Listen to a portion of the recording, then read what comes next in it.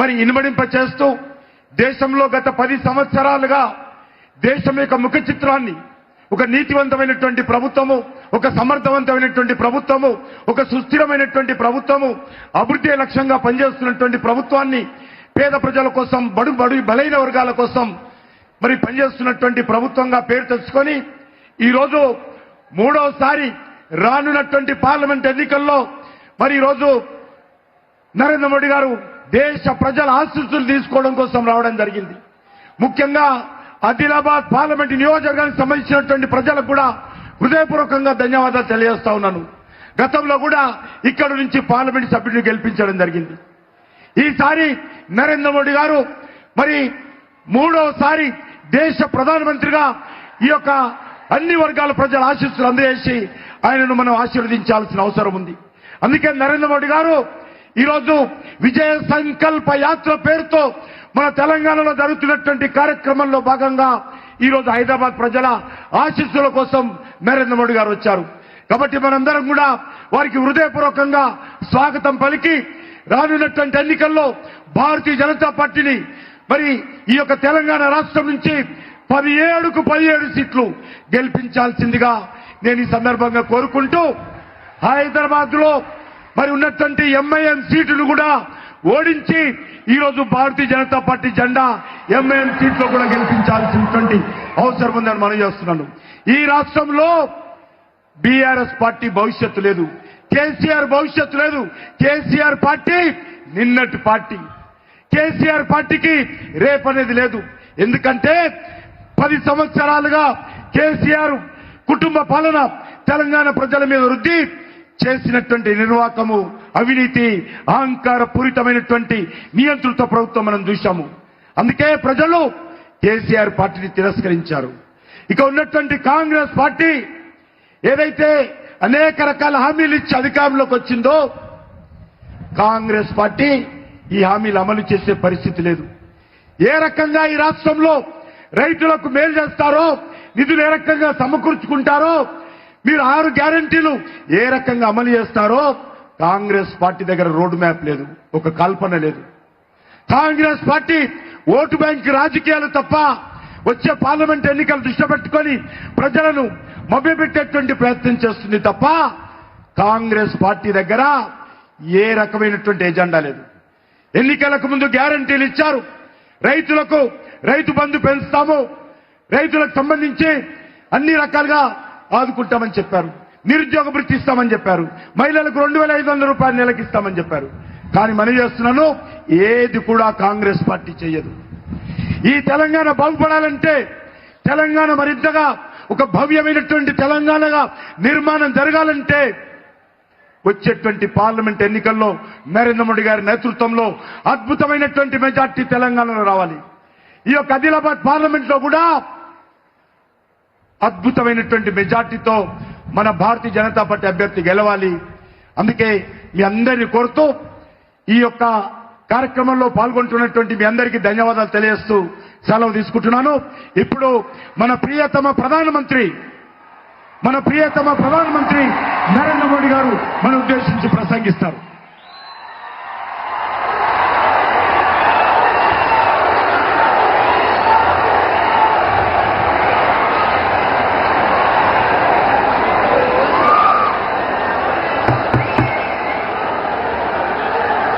भारत माता की, भारत माता की, भारत माता की.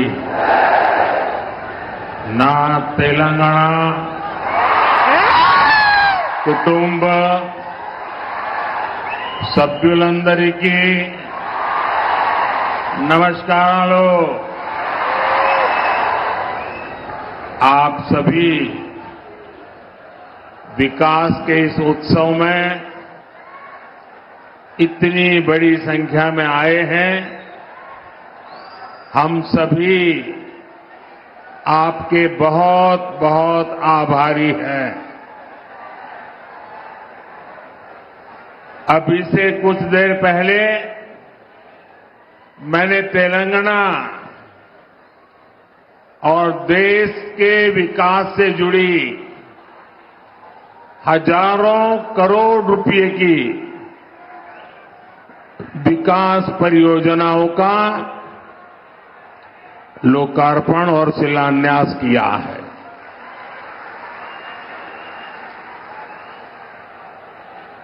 कुछ लोग आदत से मजबूर होते हैं, मेहनत करने की कुछ आदत भी कम होती है और इसलिए बड़ी सरल भाषा में कह देते हैं कि ये तो चुनावी सभा है। मेरे भाइयों बहनों और मेरे कुछ साथी जो भांति भांति का एनालिसिस करते हैं, जरा समझो, ये चुनावी सभा नहीं है। चुनाव की तो अभी घोषणा भी नहीं हुई है। आज देश में विकास का जो उत्सव चल रहा है, उसमें मैं अपने तेलंगाना के भाइयों और बहनों के बीच ये विकास का उत्सव मनाने आया हूं। मेरी बात से आप सहमत हैं ना? सहमत हैं ना? इतनी बड़ी संख्या में माताएं बहनें आई हैं, आप सहमत हैं ना? मैं हिंदी बोलूंगा तो चलेगा ना? क्योंकि मैं तेलुगु में भाषण नहीं कर सकता हूं। लेकिन ये आपका प्यार है कि आप मेरी बात सुनना भी चाहते हैं, समझने का प्रयास भी करते हैं और फिर भी इतना प्यार देते हैं, इतना आशीर्वाद देते हैं। मैं आपका बहुत आभारी हूं। साथियों, बीजेपी की केंद्र सरकार किस स्पीड से और कितने बड़े स्केल से विकास उत्सव मना रही है, ये बताने के लिए मैं आपको और देश को, और ये जो बार बार चुनाव लिखते हैं ना, उनको खास मैं 15 दिन का हिसाब देता हूं। दे दूं आपको? मेरा 15 दिन का हिसाब दे दूं?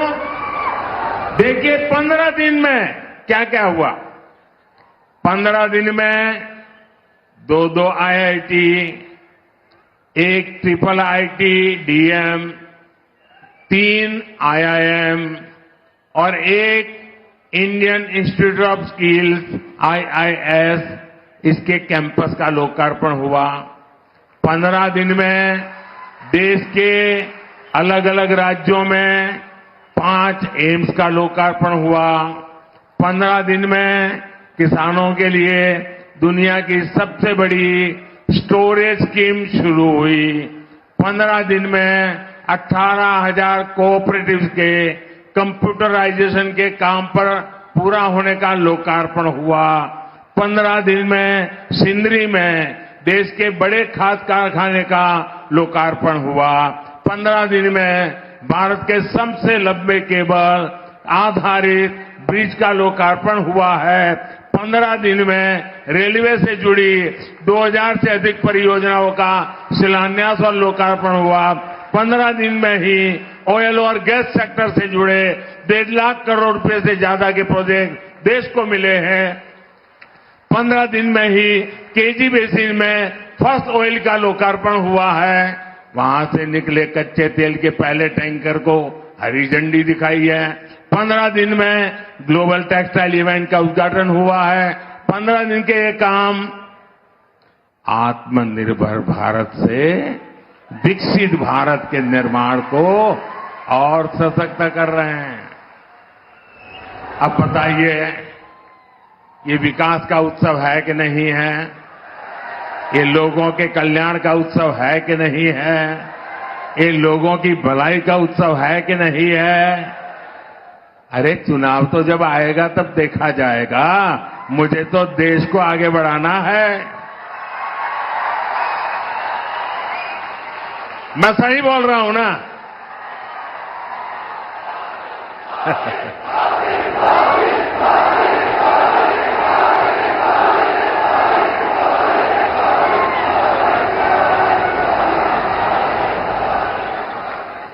साथियों, कल भी मैंने, अब आप देखिए, ये चुनाव करते हैं ना, जरा देखिए, दिमाग खपाइए।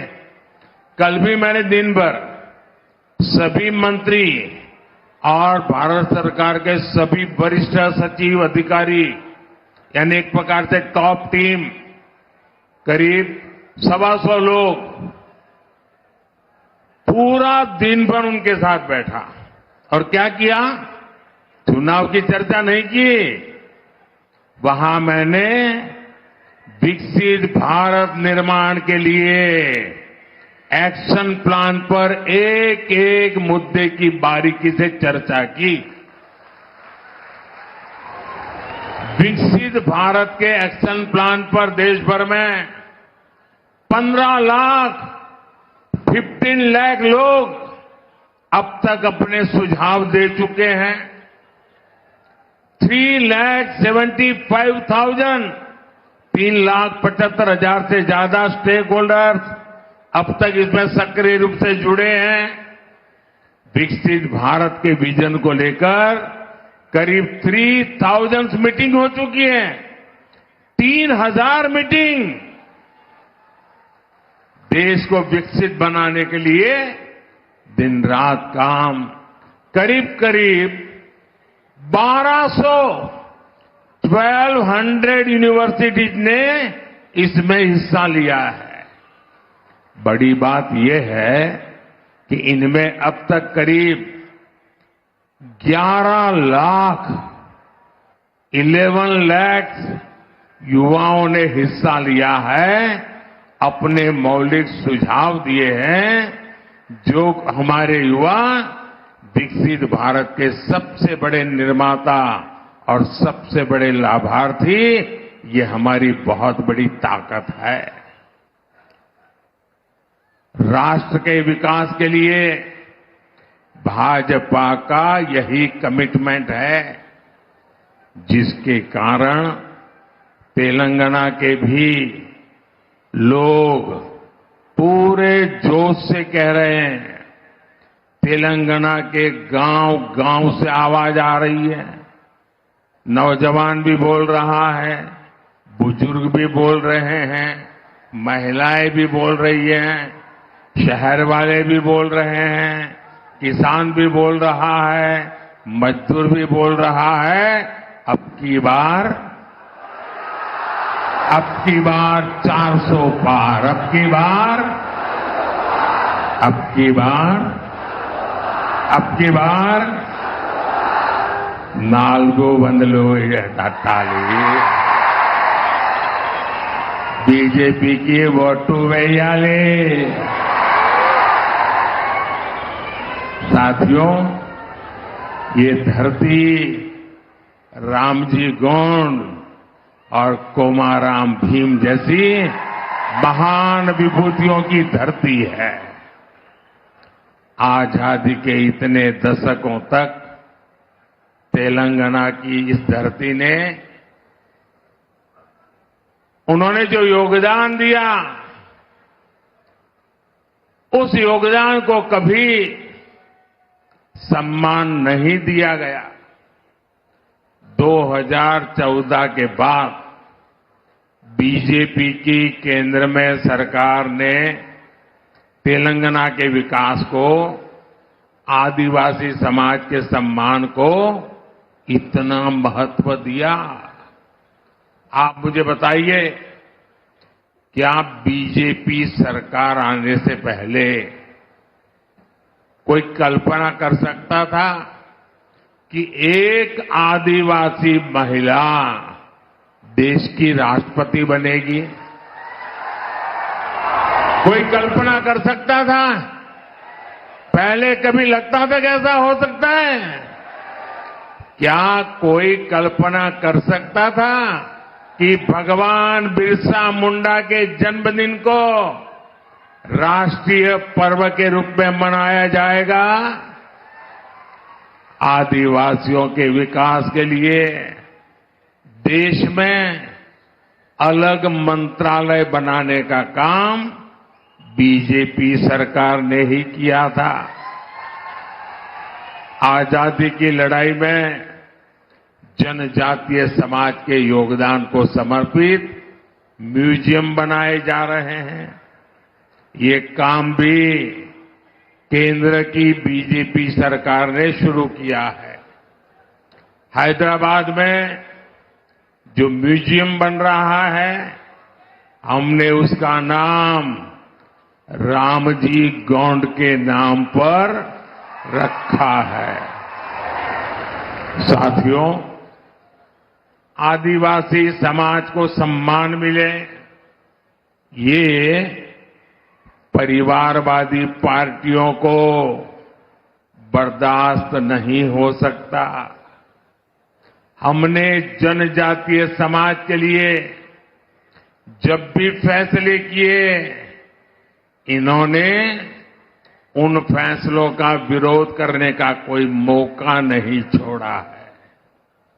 साथियों, बीजेपी आदिवासी कल्याण को, आदिवासी गौरव को सर्वोच्च प्राथमिकता देते हुए काम कर रही है।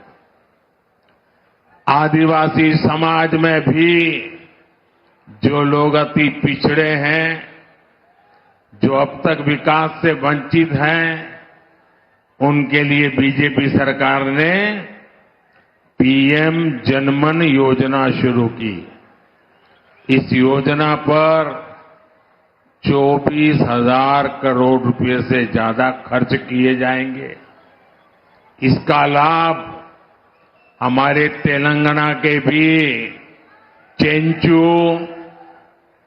कोलम, कोंडारेड्डी, थोटी, ऐसी छोटी छोटी जो आदिवासी समाज की जातियां हैं, दूर दूर है, ये इनके लिए लाभ मिलने वाला काम है। तेलंगाना को Sammakka Sarakka central tribal university स्थापित की जा रही है। साथियों, आज पूरे देश में मोदी की गारंटी, इसकी बहुत चर्चा है।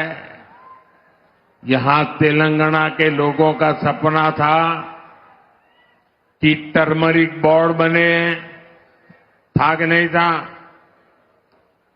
तेलंगाना के किसानों के लिए टर्मरिक बोर्ड अब एक सच्चाई बन चुका है कि नहीं चुका है? बन गया ना?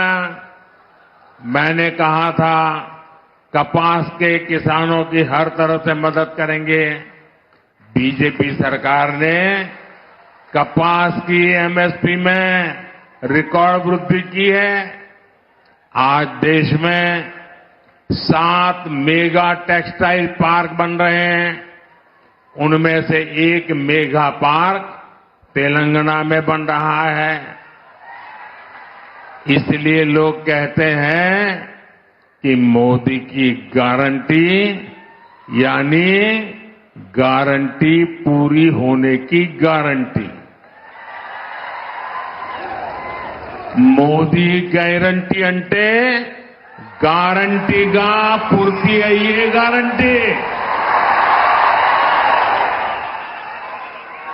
साथियों, तेलंगाना के लोग ये जान चुके हैं कि परिवारवादी पार्टियों के चेहरे अलग हो सकते हैं, लेकिन चरित्र एक ही होता है। और ये चरित्र क्या है? 2 पक्की चीजें हैं उनके चरित्र में, एक झूठ, दूसरा लूट। तेलंगाना में जैसे टीआरएस के बीआरएस बनने से कुछ नहीं बदला था, वैसे ही बीआरएस की जगह कांग्रेस से आने से कुछ नहीं बनने वाला, क्योंकि एक ही चट्टे बट्टे के लोग हैं ये। बीआरएस ने अपनी सरकार में कालेश्वरम प्रोजेक्ट जैसे घोटाले किए। कांग्रेस की सरकार उस पर कार्रवाई करने के बजाय फाइलों को दबाकर बैठ गई। तुम भी भले हम भी भले, तुमने खाया मैं खाऊंगा, यही करते हैं। साथियों, भ्रष्टाचार, परिवारवाद और तुष्टीकरण में आकंठ डूबे इंडी गठबंधन के नेता बौखलाते जा रहे हैं। अब इन्होंने 2024 के चुनाव का अपना असली घोषणा पत्र निकाला है। मैं इनके परिवारवाद पर सवाल उठाता हूं तो इन लोगों ने बोलना शुरू कर दिया है कि मोदी का कोई परिवार नहीं है। अब तो कल ये कह देंगे कि तुम कभी जेल में तुझे सजा नहीं हुई इसलिए तुम राजनीति में नहीं आ सकते, ये भी कह देंगे। तेलंगाना के मेरे भाइयों बहनों, मेरा जीवन खुली किताब जैसा है।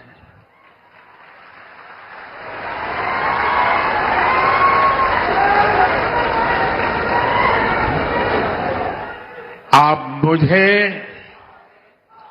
देशवासी भली भांति जानते हैं, समझते हैं। मेरी पल पल की खबर देश रखता है और कभी मैं रात देर तक जब काम करता हूं और खबर बाहर निकल जाती है तो देश से लाखों लोग मुझे लिखते हैं, बताते हैं कि इतना काम मत करिए, कुछ आराम करिए। ये प्यार भाइयों बहनों, एक सपना लेकर के बचपन में घर छोड़ा था और जब मैंने अपना घर छोड़ा एक सपना लेकर के चला था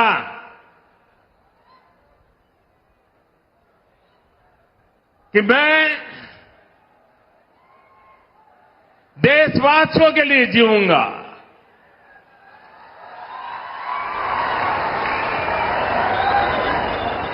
मेरा पल पल सिर्फ और सिर्फ आपके लिए होंगे। मेरा कोई निजी सपना नहीं होगा, आपके सपने, यही मेरा संकल्प होगा।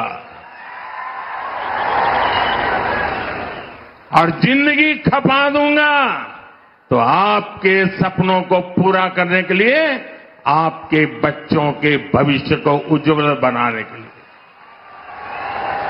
और इसलिए देश के कोटि कोटि लोग मुझे अपना मानते हैं, अपने परिवार के सदस्य की तरह मुझे प्यार करते हैं। और इसलिए मैं कहता हूं 140 करोड़ देशवासी, यही मेरा परिवार है। ये नौजवान, यही मेरा परिवार है। आज देश की करोड़ों बेटियां, माताएं, बहनें, यही मोदी का परिवार है। आज देश का हर गरीब, ये मेरे परिवार है। आज देश के कोटि कोटि बच्चे, बुजुर्ग, ये मोदी का परिवार है। जिसका कोई नहीं है वो भी मोदी के हैं और मोदी उनका है। मेरा भारत, मेरा परिवार। मेरा भारत, मेरा परिवार, यही भावनाओं का विस्तार लेकर के मैं सपनों को संकल्प के साथ सिद्ध करने के लिए आपके लिए जी रहा हूं, आपके लिए जूझ रहा हूं और आपके लिए जूझता रहूंगा।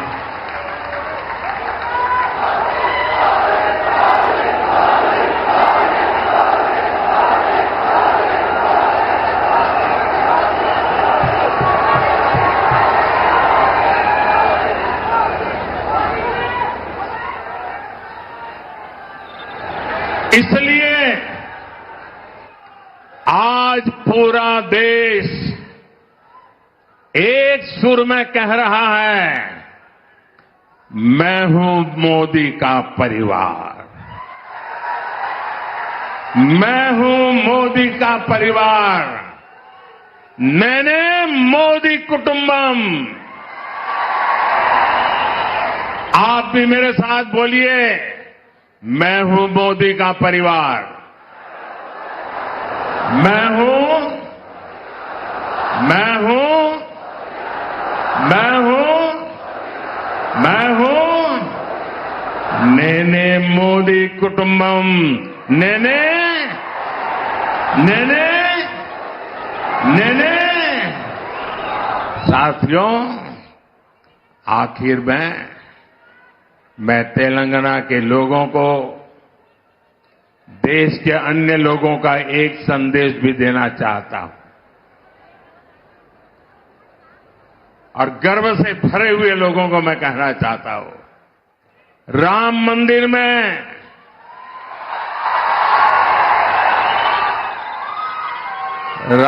मंदिर में सोने के दरवाजे हो या फिर मंदिर के स्तंभ, उनके निर्माण में तेलंगाना की भूमिका रही है और इसके लिए पूरा देश तेलंगाना के लोगों का आभार व्यक्त करता है। रामलला का आशीर्वाद पूरे तेलंगाना के लोगों पर है। हम विकसित भारत, विकसित तेलंगाना का लक्ष्य जरूर हासिल करेंगे। भाइयों बहनों, मैं आपसे यही आग्रह करता हूं कि 2047 25 साल हमारे पास है। इतनी मेहनत करनी है, इतनी मेहनत करनी है, देश को दुनिया के समृद्ध देशों की बराबरी में ला करके खड़ा रखना। हमारे मां बाप को तो मुसीबतों में जिंदगी गुजारनी पड़ी, लेकिन अपने बच्चों को मुसीबत में जीने के लिए मजबूर नहीं करेंगे। और इसलिए तेलंगाना, मुझे आपका आशीर्वाद चाहिए, मुझे आपका अपार प्रेम चाहिए। मैं आपका प्यार का भूखा हूं और एक सेवक के नाते आपको समर्पित हूं। मेरे साथ बोलिए, भारत माता की। दोनों मुट्ठी बंद करके पूरी ताकत से बोलिए, भारत माता की, भारत माता की, भारत माता की, भारत माता की। बहुत बहुत धन्यवाद।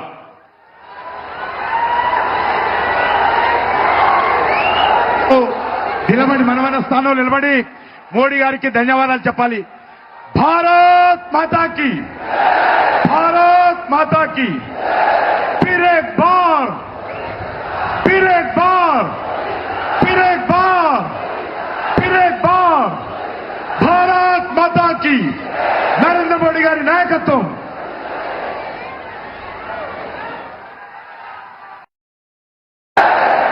भारत माता की। నా తెలంగాణ కుటుంబ సభ్యులందరికీ నమస్కారాలు। आप सभी विकास के इस उत्सव में इतनी बड़ी संख्या में आए हैं। हम सभी आपके बहुत बहुत आभारी हैं। अभी से कुछ देर पहले मैंने तेलंगाना और देश के विकास से जुड़ी हजारों करोड़ रुपए की विकास परियोजनाओं का लोकार्पण और शिलान्यास किया है।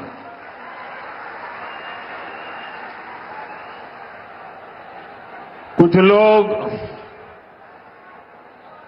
आदत से मजबूर होते हैं, मेहनत करने की कुछ आदत भी कम होती है और इसलिए बड़ी सरल भाषा में कह देते हैं कि ये तो चुनावी सभा है। मेरे भाइयों बहनों और मेरे कुछ साथी जो भांति भांति का एनालिसिस करते हैं, जरा समझो ये चुनावी सभा नहीं है। चुनाव की तो अभी घोषणा भी नहीं हुई है। आज देश में विकास का जो उत्सव चल रहा है, उसमें मैं अपने तेलंगाना के भाइयों और बहनों के बीच ये विकास का उत्सव मनाने आया हूं। मेरी बात से आप सहमत हैं ना? सहमत हैं ना? इतनी बड़ी संख्या में माताएं बहनें आई हैं, आप सहमत हैं ना?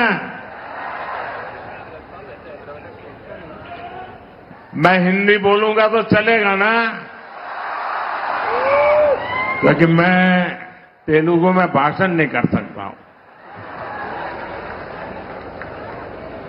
लेकिन ये आपका प्यार है कि आप मेरी बात सुनना भी चाहते हैं, समझने का प्रयास भी करते हैं और फिर भी इतना प्यार देते हैं, इतना आशीर्वाद देते हैं।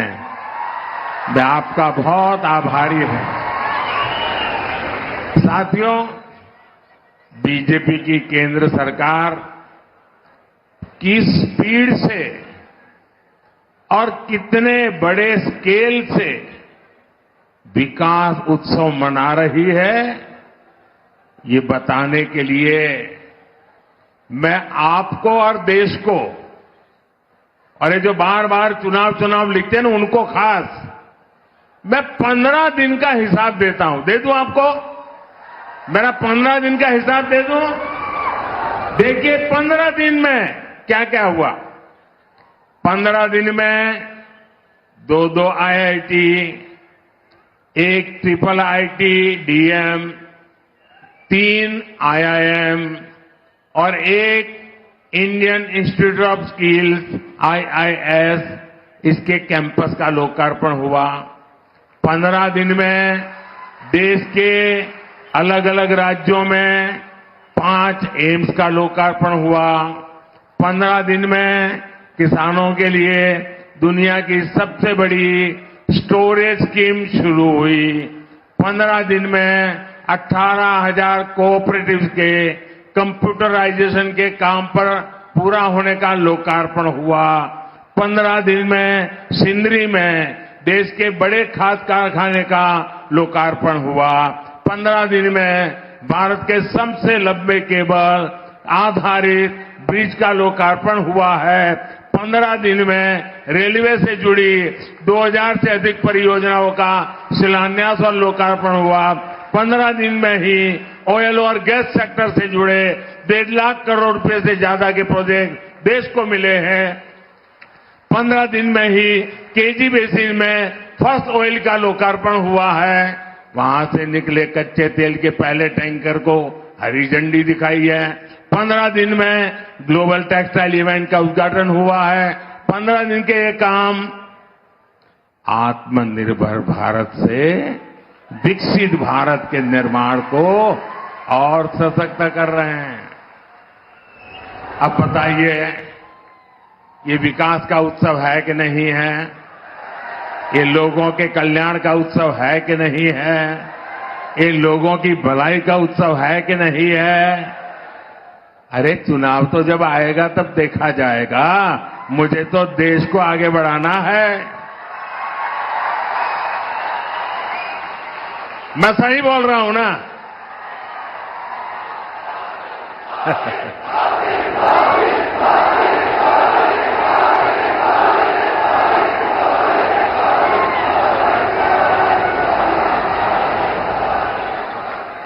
साथियों, कल भी मैंने, अब आप देखिए, ये चुनाव करते हैं, जरा देखिए, दिमाग खपाइए। कल भी मैंने दिन भर सभी मंत्री और भारत सरकार के सभी वरिष्ठ सचिव अधिकारी, यानी एक प्रकार से टॉप टीम, करीब 125 लोग, पूरा दिन भर उनके साथ बैठा और क्या किया? चुनाव की चर्चा नहीं की। वहां मैंने विकसित भारत निर्माण के लिए एक्शन प्लान पर एक एक मुद्दे की बारीकी से चर्चा की। विकसित भारत के एक्शन प्लान पर देश भर में 15 लाख लोग अब तक अपने सुझाव दे चुके हैं। 3,75,000 से ज्यादा स्टेक होल्डर्स अब तक इसमें सक्रिय रूप से जुड़े हैं। विकसित भारत के विजन को लेकर करीब 3,000 मीटिंग हो चुकी है। 3,000 मीटिंग। देश को विकसित बनाने के लिए दिन रात काम, करीब 1200 यूनिवर्सिटीज ने इसमें हिस्सा लिया है। बड़ी बात यह है कि इनमें अब तक करीब 11 लाख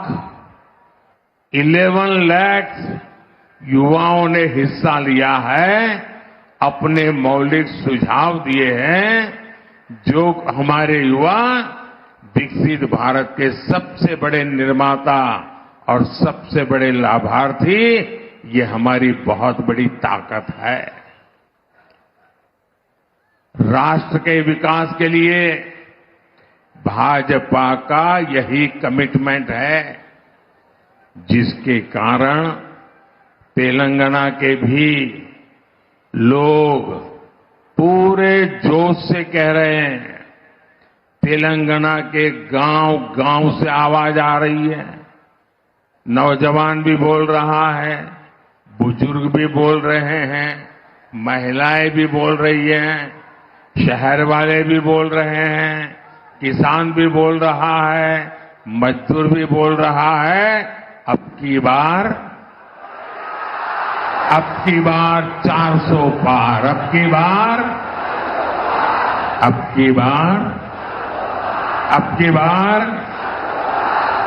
4 వందలు తట్టాలి। బీజేపీకి ఓటు వేయాలి। साथियों, ये धरती रामजी गोंड और कोमाराम भीम जैसी महान विभूतियों की धरती है। आजादी के इतने दशकों तक तेलंगाना की इस धरती ने, उन्होंने जो योगदान दिया, उस योगदान को कभी सम्मान नहीं दिया गया।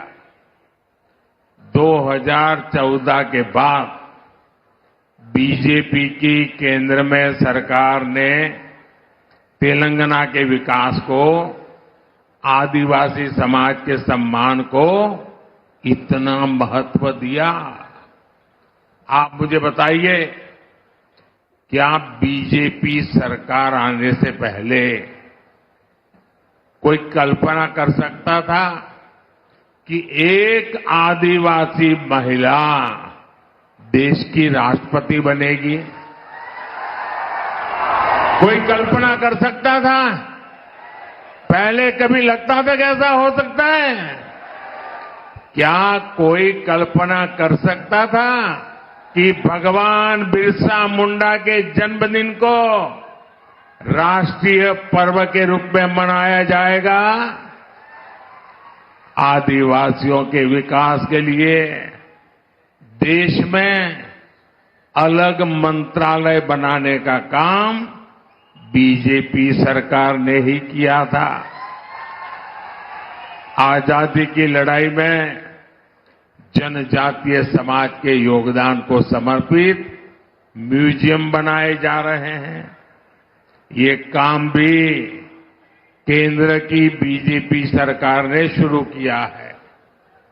हैदराबाद में जो म्यूजियम बन रहा है, हमने उसका नाम रामजी गोंड के नाम पर रखा है।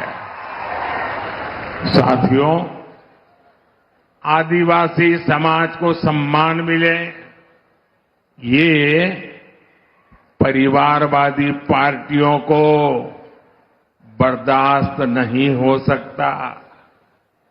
हमने जनजातीय समाज के लिए जब भी फैसले किए, इन्होंने उन फैसलों का विरोध करने का कोई मौका नहीं छोड़ा है।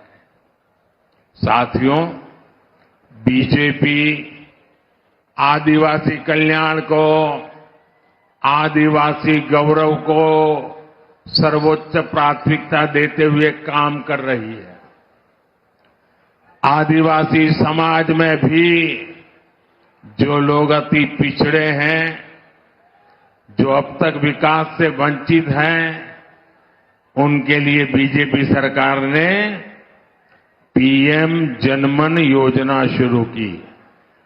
इस योजना पर 24,000 करोड़ रुपए से ज्यादा खर्च किए जाएंगे। इसका लाभ हमारे तेलंगाना के भी चेंचू, कोलम, कोंडारेड्डी, थोटी, ऐसी छोटी छोटी जो आदिवासी समाज की जातियां हैं, दूर दूर है, ये इनके लिए लाभ मिलने वाला काम है। तेलंगाना को Sammakka Sarakka central tribal university स्थापित की जा रही है। साथियों, आज पूरे देश में मोदी की गारंटी, इसकी बहुत चर्चा है। यहां तेलंगाना के लोगों का सपना था कि टर्मरिक बोर्ड बने, था कि नहीं था?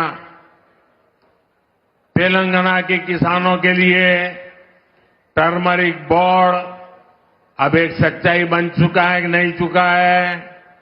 बन गया ना? मैंने कहा था कपास के किसानों की हर तरह से मदद करेंगे। बीजेपी सरकार ने कपास की एमएसपी में रिकॉर्ड वृद्धि की है। आज देश में 7 मेगा टेक्सटाइल पार्क बन रहे हैं। उनमें से एक मेगा पार्क तेलंगाना में बन रहा है। इसलिए लोग कहते हैं कि मोदी की गारंटी यानी गारंटी पूरी होने की गारंटी।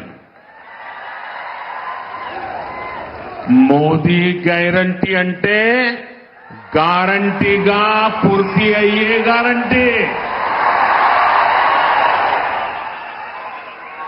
साथियों, तेलंगाना के लोग ये जान चुके हैं कि परिवारवादी पार्टियों के चेहरे अलग हो सकते हैं, लेकिन चरित्र एक ही होता है। और ये चरित्र क्या है? दो पक्की चीजें हैं उनके चरित्र में, एक झूठ, दूसरा लूट। तेलंगाना में जैसे टीआरएस के बीआरएस बनने से कुछ नहीं बदला था, वैसे ही बीआरएस की जगह कांग्रेस से आने से कुछ नहीं बनने वाला, क्योंकि एक ही चट्टे बट्टे के लोग हैं ये। बीआरएस ने अपनी सरकार में कालेश्वरम प्रोजेक्ट जैसे घोटाले किए। कांग्रेस की सरकार उस पर कार्रवाई करने के बजाय फाइलों को दबाकर बैठ गई। तुम भी भले हम भी भले, तुमने खाया मैं खाऊंगा, यही करते हैं। साथियों, भ्रष्टाचार, परिवारवाद और तुष्टीकरण में